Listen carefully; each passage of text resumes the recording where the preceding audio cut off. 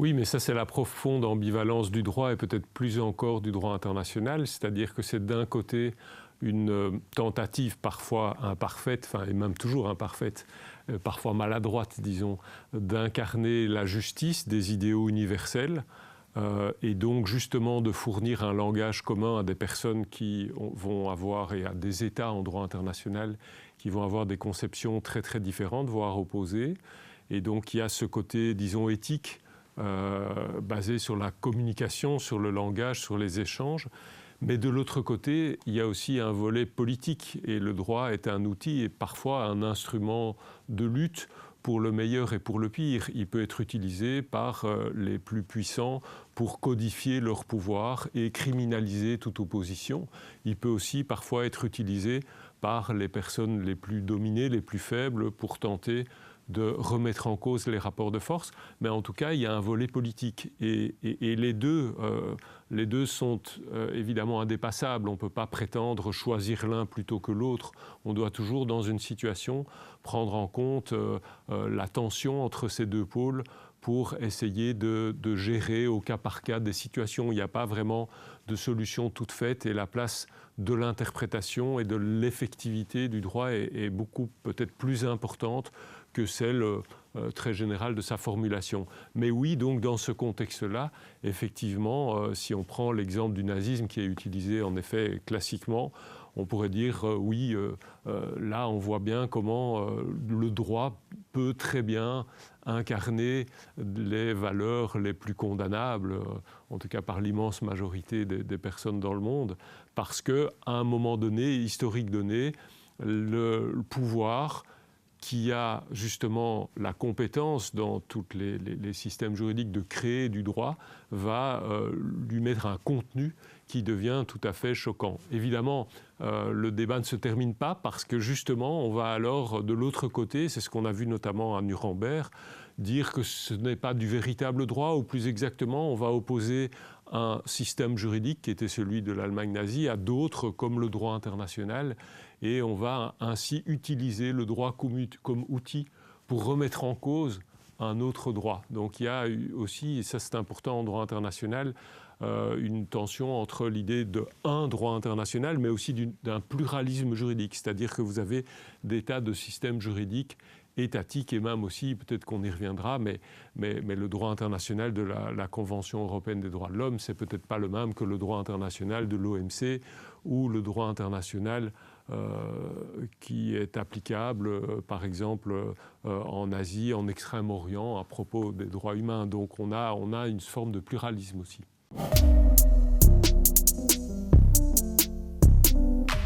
À Nuremberg, on semble créer de nouveaux crimes.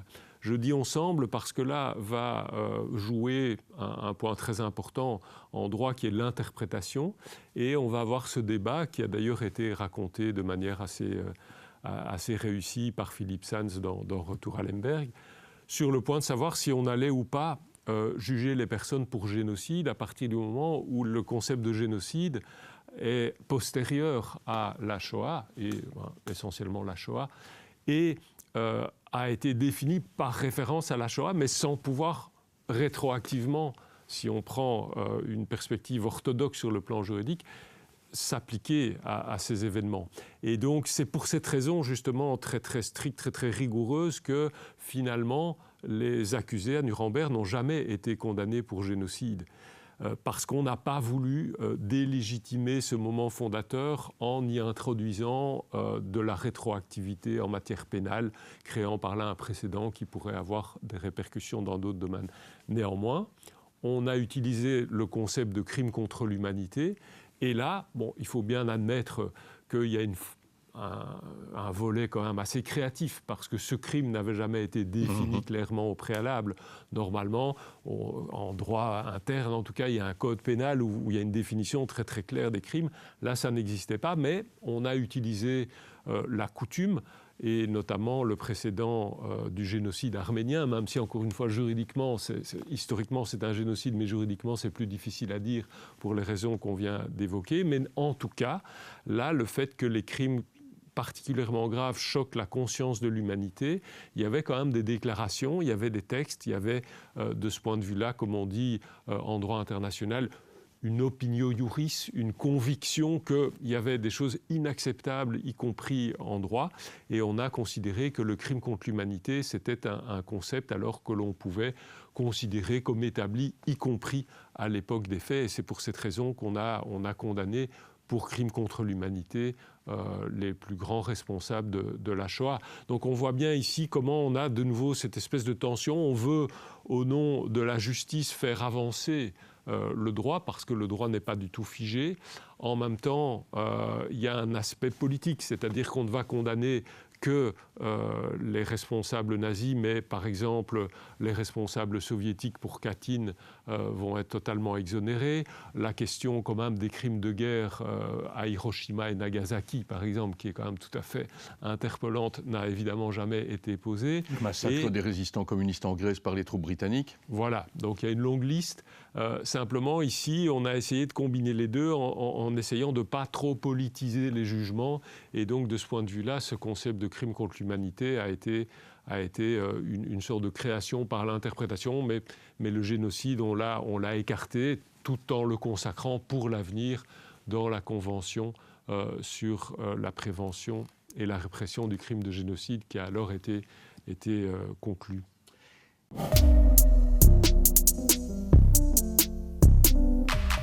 Bon, alors de nouveau, c'est un petit peu les deux à la fois. C'est-à-dire que là, quand on parle du droit des gens, ça vient de jus gentium, donc d'une formule latine. À la base, c'était en effet le droit entre les nations. Et le droit international, à l'origine, bon, évidemment, tout dépend où on place l'origine, mais disons, jusqu'à la fin du XIXe siècle, c'était un droit presque exclusivement interétatique, encore que si on remonte à l'école de Salamanque, on va quand même voir qu'il y a des débats qui sont aujourd'hui considérés comme relevant des origines, à tout le moins, du droit international, qui mettent en cause ce qu'on appellerait aujourd'hui les droits humains, le statut des Indiens, par exemple, etc. Mais disons qu'en droit, à partir, disons, du 18e, 19e, jusqu'à la fin du 19e, c'est vraiment les traités, c'est les États entre eux qui concluent des traités, et les individus, et en ce sens c'est un droit entre les nations, c'est pour ça aussi qu'on parle de charte des Nations Unies, et les individus ne sont là que de manière un petit peu accessoire, c'est que parfois on exerce sa protection diplomatique, mais c'est l'État qui décide de le faire ou pas en fonction de ses intérêts, et en réalité ça se fait pour protéger ses entreprises ou ses hommes d'affaires en Amérique latine, etc. Ça reste quand même un droit qui est peu... où la personne humaine a un rôle finalement très réduit, c'est plus un objet qu'un sujet. Et puis, avec la fin du 19e et le début du droit des conflits armés, ensuite, au XXe siècle, avec quand même, parce qu'on parfois on parle de génération et on va dire par exemple que les droits économiques et sociaux sont la deuxième génération, mais avec l'OIT par exemple, on voit bien que... Qui remonte à la Société des Nations. On voit bien qu'il y a déjà du droit social et puis ensuite, évidemment, après la Deuxième Guerre mondiale, avec le développement d'abord de la Déclaration universelle des droits de l'homme et puis toute une série de traités, le génocide, les pactes des Nations Unies et puis toute une série de traités de protection. Là, aujourd'hui, l'individu est devenu vraiment un sujet en ce sens qu'il a directement des droits qui ne dépendent plus d'une protection diplomatique et il a aussi une responsabilité, c'est-à-dire qu'on peut lui-même le juger. C'est ça aussi Nuremberg, c'est que les individus sont responsables au-delà des États. Et donc, ils ont, de ce point de vue-là, une personnalité internationale. Et ils ont aussi une capacité, dans ce sens, qu'ils peuvent saisir des juridictions directement sans dépendre de leur État. Donc là, on a un droit international où les gens, si on parle de droit des gens, ça peut en réalité recouvrir les deux. Et puis, effectivement, au cas par cas, on va avoir un droit plus ou moins, disons, instrumentalisé, politisé, et on va toujours avoir cette tension-là qui va souvent, donc, je le répète, se porter sur l'interprétation, parce que les droits, si on prend les droits humains, par exemple, je parlais des générations, ça n'a plus vraiment de sens aujourd'hui quand on voit que la Cour européenne des droits de l'homme, le 9 avril, a rendu un arrêt consacrant en réalité, même s'il y a certaines limites à cet arrêt, mais quand même consacrant un droit des individus contre le dérèglement climatique. Contre la Suisse en l'occurrence, pour inaction climatique. Parce que la Suisse n'avait en effet pas adopté de mesures et que des personnes, en particulier des personnes âgées, voyaient leur vie menacée et en tout cas leur vie familiale et privée affectée. Donc tout ça, ça se fait par le biais de l'interprétation de droits qu'on appelle classiquement civils et politiques comme le droit à la vie privée. Et ça devient un droit à ne pas subir le dérèglement climatique et à pouvoir exiger d'un État qui prenne des mesures pour le prévenir.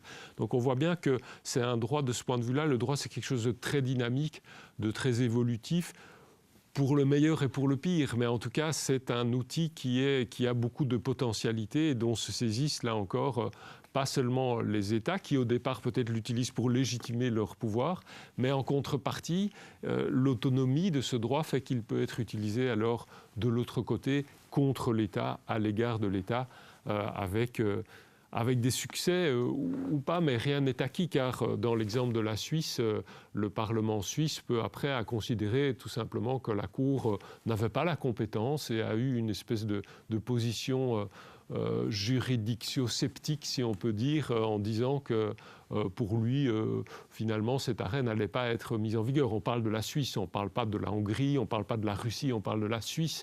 Donc on voit bien que rien n'est jamais acquis et que ce droit, c'est à chaque fois que c'est quelque chose de continu.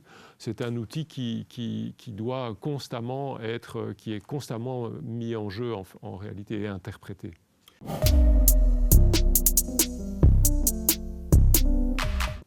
Oui, alors le procès Eichmann est vraiment en effet une date à retenir dans l'histoire du droit pénal international. Le fait qu'il y ait une responsabilité individuelle et que l'individu ne peut pas se retrancher derrière l'excuse de l'ordre supérieur, ça c'est quelque chose quand même qui avait déjà été retenu à Nuremberg, où même des juges ont été condamnés, parce qu'on parle toujours du procès principal, mais il y a eu aussi d'autres procès. Même les juges, oui.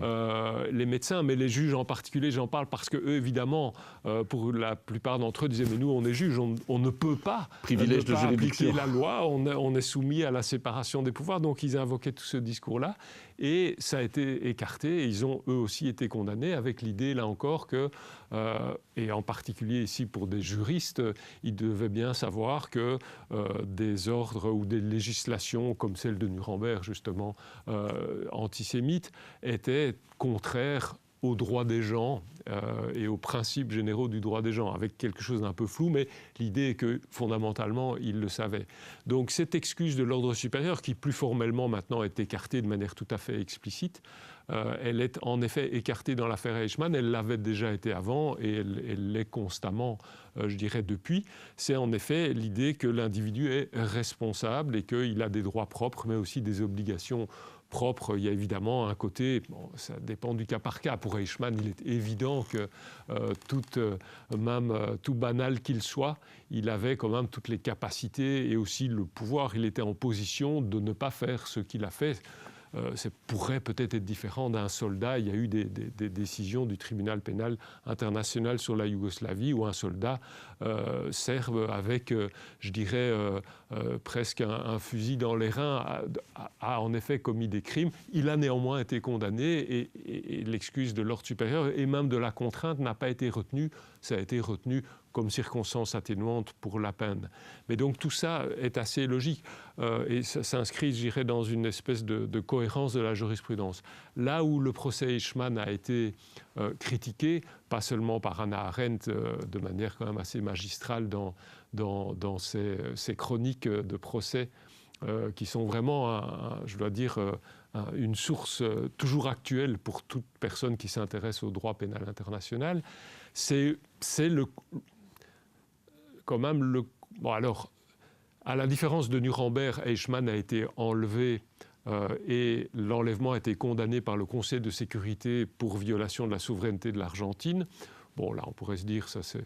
oui, bon, après tout, la fin justifie les moyens, mais donc il y a eu quand même, de ce point de vue-là, un problème de légalité du procès.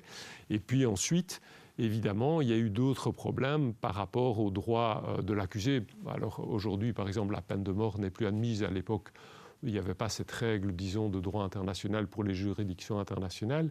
Mais disons, l'utilisation du procès pour fonder la légitimité de l'État d'Israël, dénoncée par Hannah Arendt, a, sur le plan juridique, déteint, dans le sens où aujourd'hui, en droit, on ne va pas tellement se fonder sur ce précédent pour, je dirais, établir les origines du droit pénal international. Donc il a quand même ce côté très ambivalent.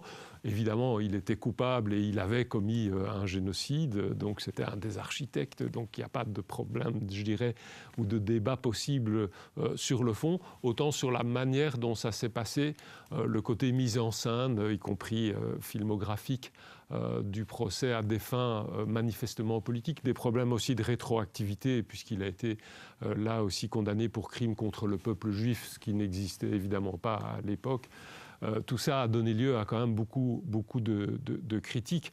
Maintenant, si on continue et on passe à Pinochet, là on est plutôt dans le domaine de la compétence universelle, c'est-à-dire qu'on est là dans l'hypothèse où on va juger une personne sans que les victimes appartiennent à notre communauté. Donc ça se distingue quand même du procès Eichmann, qui est complexe puisqu'Israël n'existait pas au moment de la Shoah, mais qui néanmoins, ce n'est pas une compétence universelle au sens, je dirais, où on l'entend aujourd'hui. Et c'est vrai qu'avec l'affaire Pinochet et puis d'autres cas qui ont suivi, on a cette idée de juridiction et de compétence universelle qui de nouveau incarne bien ce côté éthique du droit international. C'est que, alors à l'origine, la compétence universelle, c'était la piraterie, donc c'était les pirates, c'était les ennemis de l'humanité. On voyait bien là qu'il y avait une combinaison de valeurs, mais en même temps aussi très politique, parce que les pirates, c'était ceux qui n'avaient pas les lettres de course, et il y avait quand même un côté très politique. Voilà. Et puis ici, avec la compétence universelle, on a peut-être justement quelque chose de plus fondamentalement éthique. Mais la politique n'est jamais loin, puisqu'on l'a vu en Belgique, après une première version de la loi très peut-être utopiste, ça s'est rapidement heurté à la fois à des obstacles juridiques comme les immunités, et la Belgique a été condamnée, les immunités, et aussi des pressions politiques évidentes, notamment de la part des États-Unis à l'époque, puisque en gros la compétence universelle était acceptable pour certains mais pas pour d'autres. Donc c'est pour ça que la compétence universelle marche assez bien aujourd'hui quand il y a de la coopération, les procès rwandais par exemple, etc. Quand il n'y en a pas, c'est plus compliqué, et donc évidemment derrière vont se profiler aussi des critiques sur l'histoire, qui êtes-vous pour juger, etc. D'où la Cour pénale internationale qui est supposée justement échapper à ces critiques, puisque c'est une cour authentiquement internationale.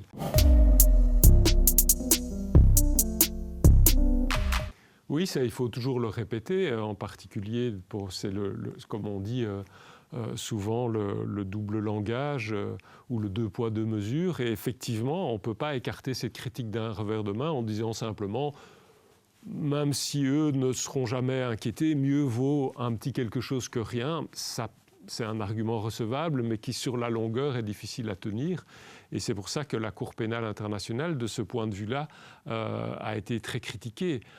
Parce que, dans un premier temps, qu'est-ce qu'elle a fait? En gros, elle a coopéré avec des États africains pour condamner des rebelles.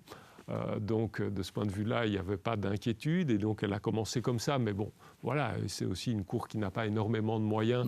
Pas seulement parce que beaucoup d'États ne la reconnaissent pas. La Russie, la Chine, l'Inde, les États-Unis, ou Israël, bien entendu, parce qu'on en a parlé encore récemment.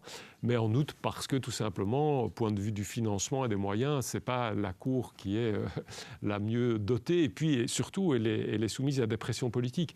Dès qu'elle a voulu juger des dirigeants africains, donc en particulier au Soudan, et ensuite, lorsqu'elle s'est intéressée à des situations en Afghanistan, en Irak, etc., il y a eu évidemment des levées de boucliers.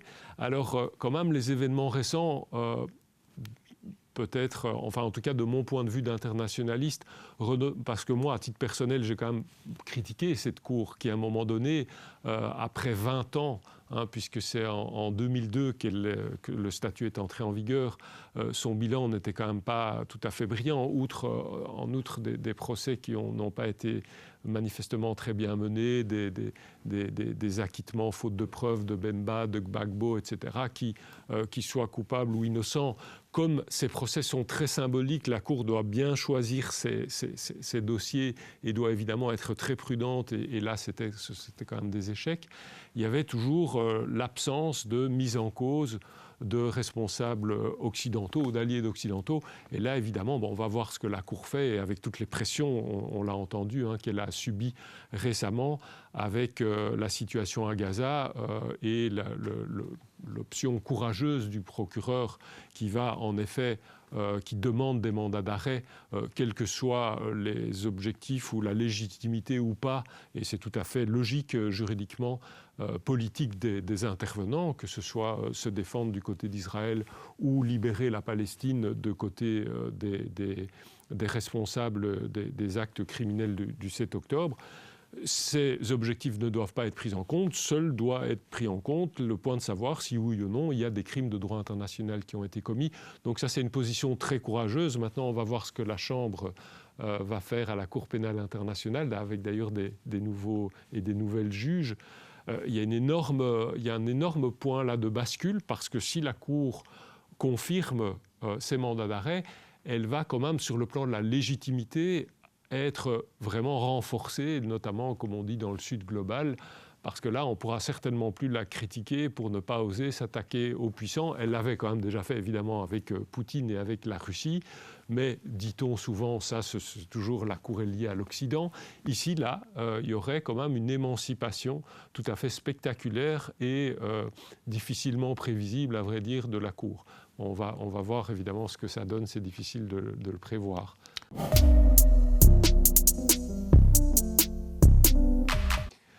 Bon, alors, comme je le disais tout à l'heure, il y a une espèce de... On dit le droit international, mais en réalité, derrière le droit international, il y a toute une série, soit de sous-systèmes régionaux, avec quand même des interprétations différentes. Si vous prenez par exemple la Convention interaméricaine des droits de l'homme ou la Convention européenne des droits de l'homme, donc quand même de juridiction, disons, occidentale, c'est quand même très différent dans la manière d'appliquer, d'interpréter les droits humains.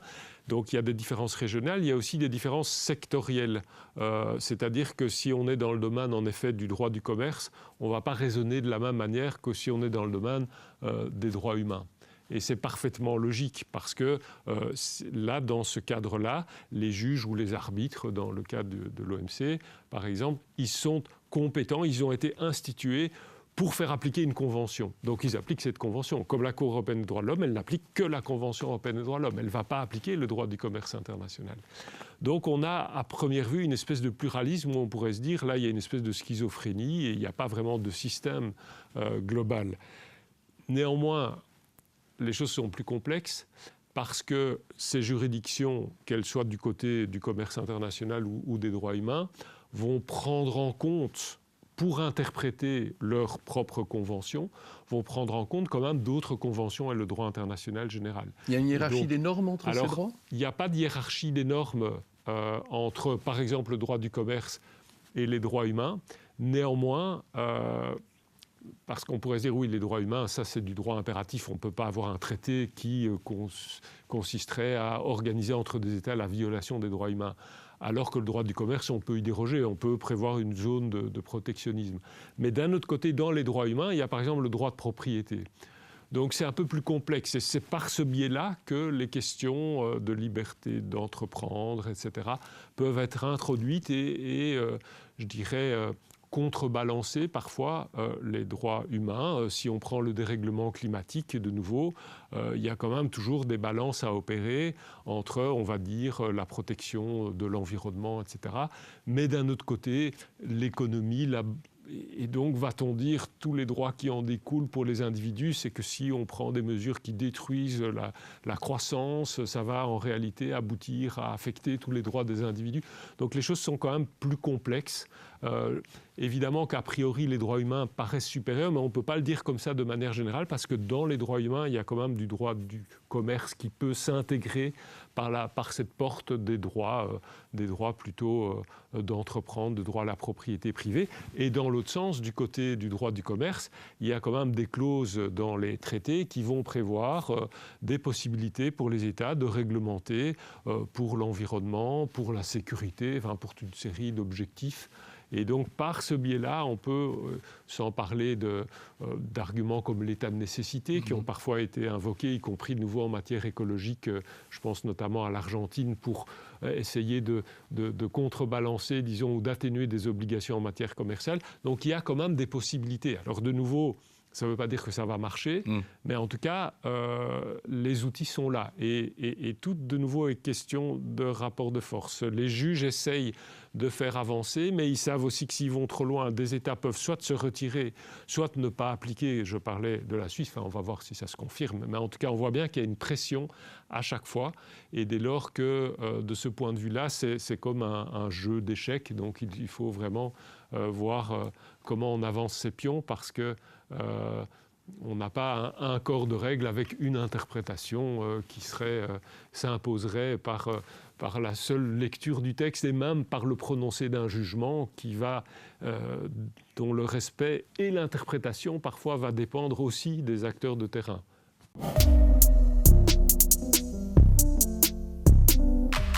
Oui, alors là, il y a pas mal de débats en réalité ces dernières années sur à partir de quand la guerre a-t-elle été interdite.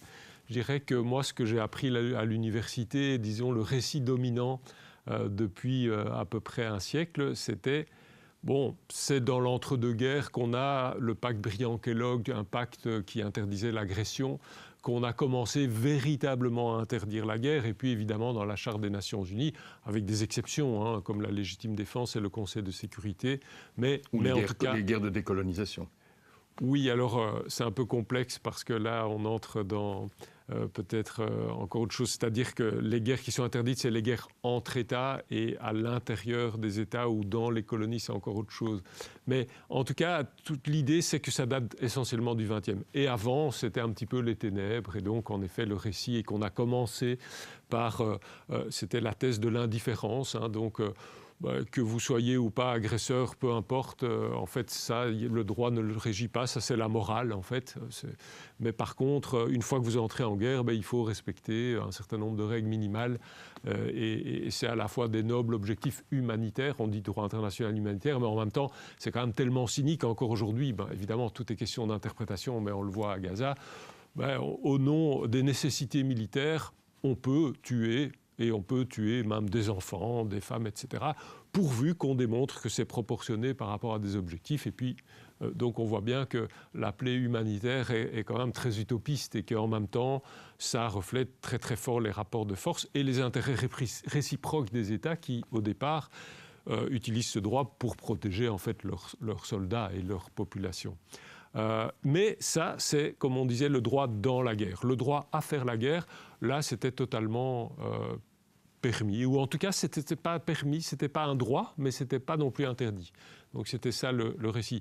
Alors des recherches récentes, notamment de Agatha Verdebout, qui a publié sa thèse il y a quelques années sur le sujet, montre que c'est beaucoup plus complexe et que si on prend le 19e siècle, si vous prenez les interventions, par exemple, dans l'Empire ottoman, lors de l'indépendance de la Grèce, ou plutôt des interventions au Liban, entre autres, ce qui n'était pas encore tout à fait le Liban, mais en tout cas dans l'Empire ottoman, pour protéger les populations victimes de massacres, etc.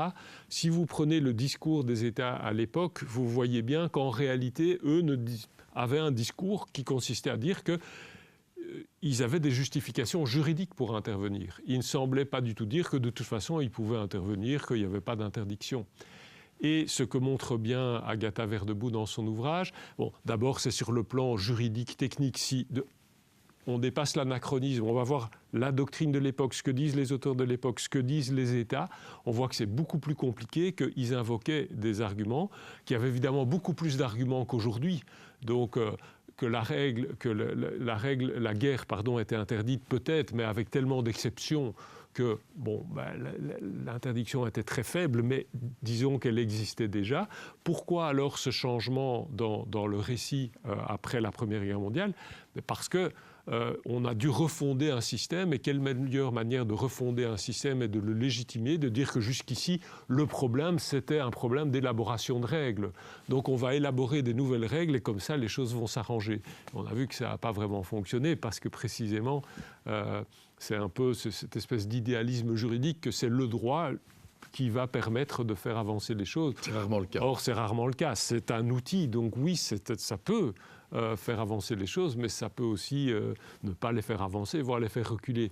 Mais en tout cas, c'est ça qui explique que ce récit, selon lequel la guerre n'aurait été interdite que dans l'entre-deux-guerres, c'est intéressant à analyser aussi sous un angle, disons, plus de sociologie du droit. C'est-à-dire que ce n'est pas par hasard que tout d'un coup, on a repris cela et c'est répété à l'envi dans tous les manuels et tous les livres de droit international, mais sans peut-être remonter aux spécificités de l'époque.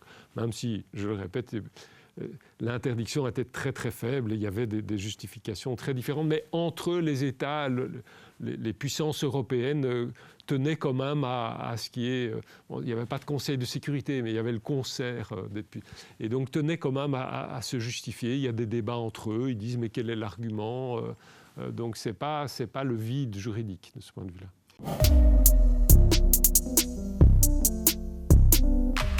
Alors ça, c'est une question très difficile et qui renvoie, je dirais, à une morale individuelle. Et bon, voilà, il y a parfois des objecteurs de conscience qui vont considérer que jamais il ne faut répondre à la violence par la violence.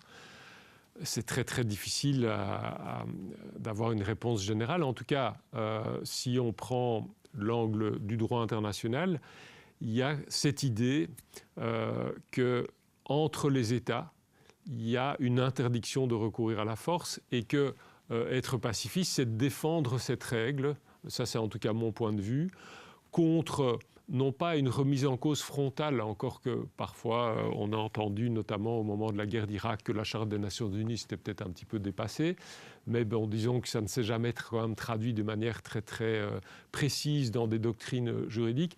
Mais par contre, ce à quoi on assiste continuellement, c'est des interprétations qui vont tellement assouplir les exceptions que on va revenir justement à ce 19e siècle. C'est-à-dire qu'il y a peut-être une interdiction, mais c'est formel. En réalité, les possibilités sont tellement grandes qu'on peut un peu tout faire. Donc c'est les doctrines de la guerre contre le terrorisme, de la guerre préventive, où la légitime défense est tellement étirée qu'on ne voit plus très bien ce qui reste de l'interdiction, puisque dès qu'on se sent menacé, on peut. Alors évidemment, tout État l'histoire des interventions militaires, c'est une histoire d'États qui vous disent qu'ils sont menacés, comme on l'a vu avec la Russie. Ce que Poutine dit, effectivement. Donc ça, c'est vieux comme le monde. Alors avant, il y avait les ministères de la guerre, maintenant c'est les ministères de la défense, donc tout le monde est en légitime défense. Donc là, on a des doctrines qui ont toujours existé, mais qui se sont en effet beaucoup développées après les années 2000. Les années 90, il y avait cette idée de nouvel ordre mondial où tout allait passer par le Conseil de sécurité et être centralisé. Et puis, avec les années 2000, ça commence peut-être en 99 avec le Kosovo. Et puis, en 2001, là, vraiment, il y a ces doctrines de la légitime défense. Après le 11 septembre. Après le 11 septembre, qui ont été très très largement utilisé, à la fois pour faire la guerre, pour mener aussi des programmes d'exécution extrajudiciaire, en disant qu'on avait une espèce de guerre, il n'y avait plus d'état de paix ou d'état de guerre, il y avait une espèce de guerre mondiale. L'image d'un Barack Obama depuis sa salle de contrôle, suivant les Navy Seals qui vont aller abattre l'ennemi numéro un présumé ou décrété, sont très emblématiques de cela. Je veux dire. Tout on à fait, a le droit d'aller sur sol étranger abattre qui on estime devoir abattre. Sans le consentement et sans démontrer qu'on a été attaqué parce qu'on est en état de guerre contre le terrorisme. Et donc ça, c'est vraiment quelque chose qui, moi, si on est pacifiste, ça, la lutte peut être dans le système juridique, je dirais, quand on est un joueur de l'intérieur, ici on est un peu en surplomb, on observe et on commente le jeu, mais si on est sur le terrain, alors pour moi, être pacifiste, c'est défendre des interprétations qui sont plus rigoureuses, qui sont plus strictes et qui vont quand même au moins permettre de condamner ces interventions, que ce soit la Russie effectivement ou que ce soit plus anciennement les États-Unis en Irak. Et de nouveau, ça c'est un rapport de force et dans le milieu des internationalistes, vous avez des tendances différentes. Il y a de nouveau le droit, c'est le contraire d'une solution. Vous avez des débats juridiques très très aigus et très pointus là-dessus, qu'on a vu l'Irak, puis on a vu la Syrie, puis on voit encore aujourd'hui la Russie ou Israël. Donc il y a quelque chose qui c'est jamais acquis. Donc c'est un combat constant de ce point de vue-là. Je dois dire que sur le plan du droit international, l'objection de conscience n'est pas un droit internationalement reconnu. Donc chaque État va décider si oui ou non et dans quelle mesure il l'admet. Donc de ce point de vue-là, on pourrait dire que les individus en droit international seraient obligés d'aller sur le front. Mais la réponse est plus nuancée de nouveau parce qu'à mon avis, non. Si un individu échappe et s'enfuit, par exemple, il ne va pas non plus violer le droit international. Donc de ce point de vue-là, et c'est là aussi les limites du droit international, c'est qu'il réglemente certaines choses, mais il laisse ouverte toute une série de questions. Comme on dit, avant on disait les affaires intérieures de l'État. On n'utilise plus tellement l'expression parce que c'est un côté géographique. Aujourd'hui, les obligations de droit international, elles s'appliquent autant à l'intérieur des territoires qu'entre les États, avec en particulier les droits humains ou le droit du commerce. Donc on n'utilise pas plus ça, mais parfois on va dire le domaine réservé, c'est-à-dire tout ce qui n'a pas fait l'objet d'engagements internationaux. Et là, l'État fait ce qu'il veut tant qu'il ne viole pas les droits humains. Donc là, ce serait à un objecteur de conscience de démontrer que l'État viole ses droits humains si manu militari, c'est le cas de le dire, il enrôle dans une armée pour aller au front. Il y en a en Ukraine comme en Russie. Et donc, ça ne va pas être facile en réalité, même si, encore une fois, il y a toujours des questions d'interprétation. Il faut voir au cas par cas s'il n'y a pas des particularités de cette personne, un droit, je ne sais pas, à la vie privée, comment l'enrôlement se fait, le droit à la vie, qui paradoxalement n'implique pas du tout qu'on ne puisse pas être envoyé au front, mais qu'on ne puisse pas être l'objet d'une privation arbitraire de la vie. Donc, de nouveau, ce sont des questions d'interprétation. Mais en tout cas, par rapport à l'objection de conscience, c'est ni un droit, mais c'est pas non plus problématique sur le plan du droit international si une personne n'obéit pas et s'enfuit, etc. Il violera le droit ukrainien, alors en l'occurrence, mais pas le droit international.